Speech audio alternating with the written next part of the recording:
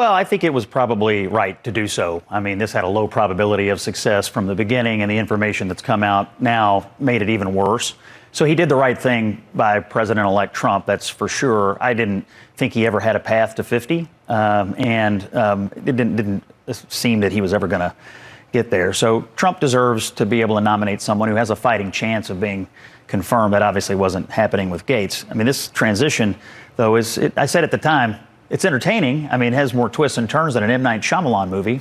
And now we're going to get somebody else, and we'll see who that is. He had a list that he had before, and maybe he'll go back to that. Oh, I think there's several people who would be tenacious, who see the world the way President Trump sees it, but just don't carry the same amount of confirmation baggage that Gaetz obviously brought into this thing. So, of course, I mean, there's a number of great choices, and I don't think there's any shortage of people who want to work for Donald Trump. I think he's got all kinds of folks who are highly qualified for all these jobs who would be more than happy to serve the American people in this. So I think he'll have a good list to pick from. I do think this, he went out on a limb on this one, and it got sawed off pretty quickly.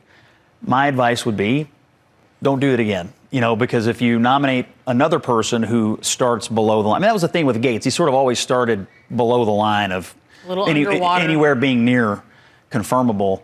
If you do that again, you're putting your party right back in the same position of having to fight to get above water. Has he done that? Do you feel that he has enough experience to take on the responsibility of such a big department? Keep in mind, what is the deputy secretary supposed to be?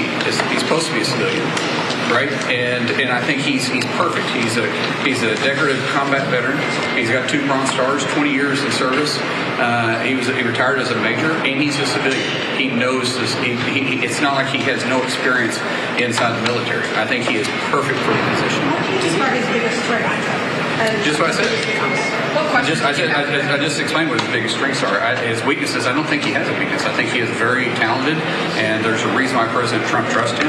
I think as he goes through this process, you're going to hear more and more about the actual what took place, and you guys will find out that the guy's a solid individual, and he's the right man for the I think at the end of the day, when they speak to President Trump, and President Trump is not shy to voice his opinions as to why he's chosen people, all of the people that he has picked from transition, all the people that he is putting in is for a purpose, a reason, and has been calculated and decided with a lot of methodical teamwork, et cetera, and they will get behind it. We need strong America First people in the administration. We cannot have people weak at the knees. And President Trump is picking every single person for the sole purpose of cleaning up a mess very quickly, because he's only got 4 years to do it, and he will do it with this team.